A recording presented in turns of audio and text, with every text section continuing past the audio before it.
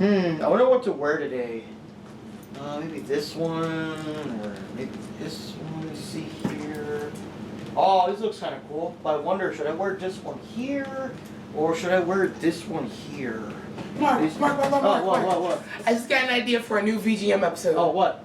You should review Fatal Fury City of the Wolves with Salvatore! Oh, yeah! God. Oh, we got Salvatore. We played the game a lot, so yeah. Okay, so in that case, we're in this one for sure. Alright, so let's get to it. Let's do this! Alright. This is how we do it! Uh-huh.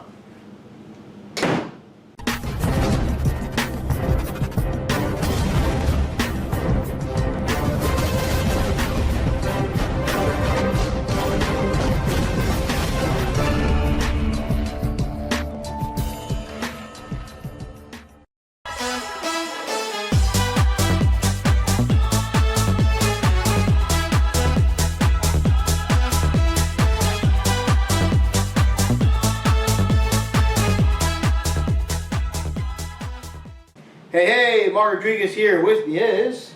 Jupi Chan, also known as Wendy Jupi, or you can call me Wendy. Hi guys. Yep, you're watching Video Game Masters, and today we're talking about Fatal Fury City of the Wolves. Garo Densetsu. Let's check it out. 知らぬ流アンディ・ボガード押してまいる勝利あっての真実君にたどり着けるか Round 1 Get ready Fight SPG 俺のねシュワルツパンツァー Fatal Fury City of the Wolves was released April of 2025 for the PS4, PS5, the Xbox X and S series, and the PC. It was published by SNK and developed by KOF Studios.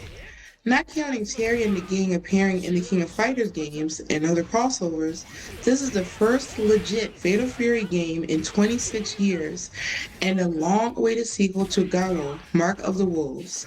Unlike Garo, that only had Terry Bogard and a whole new cast, this game brings back some more familiar faces like Mai Shiranui and Billy Kane. Most of the Garo crew came back like Hotaru, Gato, and Marco Rodriguez. But you also get some newcomers like Preacher and Vox Reaper. Future DLC is bringing in Andy Bogard, who's already available, and Joe Higashi. From the Street Fighter series, they're bringing in Ken and Chun-Li. And from the Art of Fighting series, they're going to bring in Mr. Big. Well, actually, based on how long it takes to edit these videos, by the time you guys are watching this, Ken Masters is already available. So that means that Joey Gashi's up next. Oh yeah! The game's story involves a brand new King of Fighters tournament in which Southtown always seems to prefer the one-on-one variety, where this time around, the winner will continue on the legacy that Geese Howard left behind after his death at the end of Real Bout Fatal Fury. Yeah, I don't know how he's still alive in the King of Fighter games or whatever, because he does officially die in Real Bout Fatal Fury if you just take the Fatal Fury series into account and ignore King of Fighters. I don't know, SNK is kind of weird like that.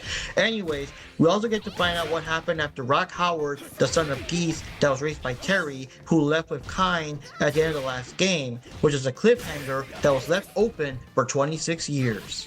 When it comes to the gameplay, you have several mechanics you can use. The game uses the selective potential gear, SPG!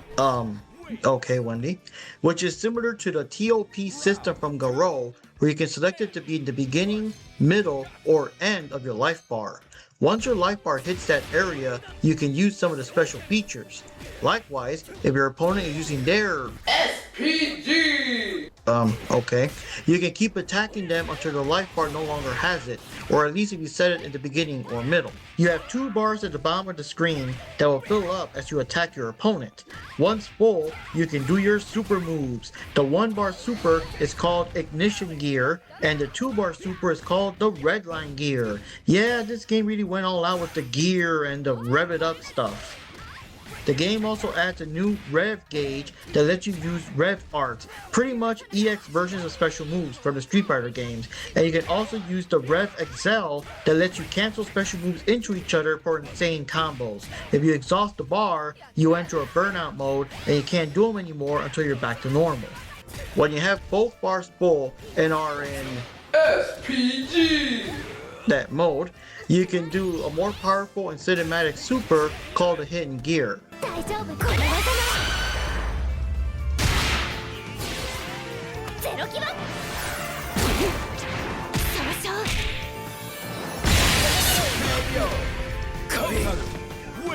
Each character also gets a unique unblockable attack called the Rev Blow that has armor. It will tank your hits and smash you to the pavement if you try to counter it.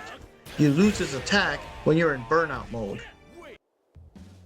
The game has the usual versus modes for offline games with your buddy or taking on the world online with crossplay between different consoles. You also get the arcade mode where you can see all your characters' stories and endings. There's also an extra Episodes of Southtown mode that expands on the story, and you get to grind against several Southtowners to level up your attacks and skills. Kind of like an RPG. It's pretty similar to the home console version of Super Alpha 3's World Tour mode, just a lot more cinematic.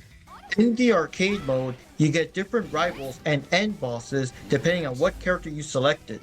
One of the main bosses is Fallen Rock, as Rock Howard gets possessed by the Jin Scrolls and starts acting a lot more like his father. Sometimes you might even face Nightmare Geese himself, since he just couldn't stay away. Now as of right now, Geese Howard and Fallen Rock aren't selectable characters, but that might change later on. And Oh yeah, so this is the part where we talk about Salvatore Ganacci. yeah, this is how we do it. Oh yeah. So for some reason, SNK decided to add real-life celebrities into this game, starting with the real-life soccer player Cristiano Ronaldo. While not everyone took it in stride, some fans thought, well, okay, one cameo is fine, I guess, and SNK games are very popular in those particular countries who consist of fans of soccer. But then we also got the real-life DJ Salvatore Ganacci, who no one had ever heard of, and angered fans over adding yet another real-life celebrity into this game. Opinions changed quickly once people decided to look into Salvatore, as he has some great music and some super crazy videos, which the character in-game makes actual references to. Salvatore, wait! The fan base mostly took a full 180 and loved Salvatore and all his crazy antics in and out of the game. Plus, compared to Ronaldo, Salvatore seems to be all in with the game, being a longtime SNK fan and even promoting the game at WrestleMania 41. Oh my gosh, that's right, Salvatore jamming out to Fatal Fury music at WrestleMania, the biggest wrestling event in this entire country, maybe the world, that everyone knows. And oh my gosh, could you just imagine that? On top of that, Salvatore also did the remix theme for the game's intro and several other tracks. In fact, the theme for his stage is one of his hits, Take Me to America. This game also threw in several other DJs like Afrojack and Rehab. You can also create your own playlist using tracks from the Fatal Fury games, the Art of Fighting games, and a bunch of DJ tracks during the rounds. As for Ronaldo, he was the only character that didn't have an arcade mode or could be used in episodes of Southtown when the game first came out, at least until recently. While later DLC in July did eventually add this, it was kind of weird this character wasn't fully ready upon release. Alright guys, here's our thoughts on the game. I gotta say this is the game worth waiting for the long-time Fatal Fury fans, because there's been, several King of Fighter games, but not an actual Fatal Fury game. And that big cliffhanger with Rock Howard going off with Kain, and it's like, what's gonna happen? So now we probably need to get those answers to those questions. Yeah, and that was interesting, and that's something I really wanted to see, for the arcade mode and all that stuff, because of the story. See, for me personally for this game, I'm mostly interested in all the character stories. What brought them back to this tournament? Why do they have invitations to this tournament? How in the world did Salvatore get in this tournament? But yeah, I guess we see that now. Yeah, and of course the big thing was that back then it was kind of following that trend where a lot of the newer fighting games only had one or two main characters in the all-new cast, like Art of Fighting 3, Street Fighter 3, and then Mark of the Wolf, same thing, where it was just like Terry. I guess just Terry. The Rock was kind of a reference and whatever. So here we get to see Mike Shiranui coming back. We got Andy Bogart coming back. Of course, future DLC shows that Joey Gashi is also coming back, and of course you got like Ken and Chun-Li and all that. So you got all these characters. Oh yeah, and Vinny Khan is also back in this version. So all these older familiar characters that were only in the older Fatal Fury games pre-marketables are now back, and it's pretty fun, you know. But other than that, what can I say? The game's a lot of fun. Very fast paced, lots of combos and stuff. You do have to kind of learn the combo system. It's different from any other game and everything. I do like the rev system here and there, trying to choose like, you know, either beginning, middle, or end of your lifeline and all that. You get more powerful moves. Yep, SPG and all that. And but yeah, it's just a lot of fun. Characters are cool, good gameplay, and a lot of fun. And of course, everyone loves Salvatore Ganacci, and I'm sure they're gonna love when Ken and Chun-Li cameo, and of course Mr. Big, you know, his big appearance after like also Art of Fighting 2, his last legit game and stuff like that. So yeah, I'm glad that Andy's finally in this game, but I guess he kind of, you know, just wait, bring him in. I like that Andy is back, and you know, see what his little story is going to be for this. Yeah, and I also want to see with Joe. With Preacher, because Preacher's apparently his pupil, so I want to see their interaction. See, I want Joe. See, the thing is with me, I want Terry, Joe, and Andy back together. That's what I want to see. So yeah, I can't wait till Joe get in there, maybe just something. And I kind of like the setup where it seems like no matter who you choose, you will not be playing the same final boss. Yeah, the arcade mode's like different, like final bosses based on your character that you use in like their story. Yeah, kind of like the 3-part Alpha game, so it's kind of different like that. And it's kind of cool. You got Terry and his pupil Rock, you got Andy and his pupil Hokumaru, and then you got Joe and his pupil Preacher. So it's kind of cool. You gotta have that mix right there. Too bad Maya doesn't have a pupil. Well, I mean, but who would she kind of sort of she's like all over the place. Between her and Andy, they both kind of train Hokumaru. So.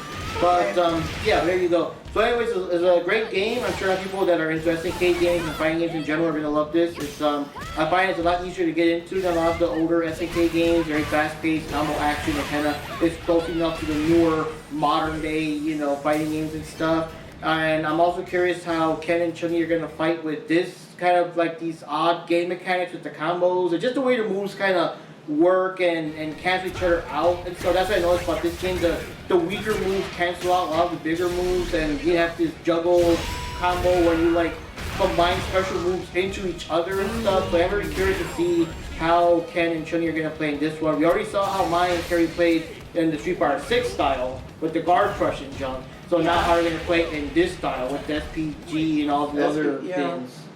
Yeah. Alright, and you know, the win quotes for like the different characters, like how are they going to, you know, what are their phrases going to be when they beat, you know, certain characters, you know, like that. Of course, for me, I'm always curious about anything with Salvatore. Like, what is he going to say to you, or what are you going to say to him? Yeah. Right. And I'm also curious because, you know, we got Mai already going up against, we got Mai and, Terry going up against Chun-Li and Ken in Street Fighter 6. And they're going to reference that somehow now that are going to clash again in this game. And I also want to know their stories for how to get to Southtown or why they're even there. Yeah. Well, tournament, so never mind. But still, what made Chun-Li all of a sudden decide to go to the Southtown tournament all of a sudden, you know what I mean? But anyways, guys, we're going on and on. Yeah, sorry, guys. It's a cool game, cool music, cool graphics. You can even, like, combine, like, the older Fatal Fury and Art of Fighting and all those old themes you can put up. Oh, a lot of references there. Yep, and lots of, like, these DJs that are working that also make other songs you can all add in the game. So it's like a crazy music fest and stuff like that with this game too. So a lot of fun. So anyways, guys, what can I say? Check out this game if you're a Fatal Fury or an SNK or the fighting game fan. It's just a lot of fun. Yeah. And that's all we got to say here. And if you're really into story mode, check it out and have fun. Yep. So this is Mark Rodriguez signing off. And this is Juby Chan, also known as Juby. You just call me Wendy. Later, guys. Yep. And as usual, we always, in these kind of games, it's like, are you okay? Bust a wolf!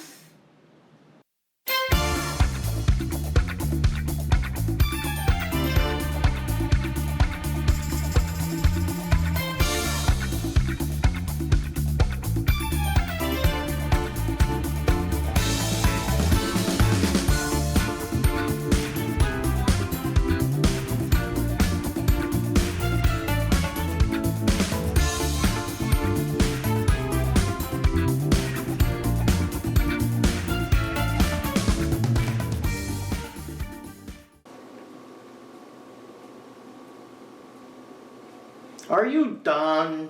This is how we do it!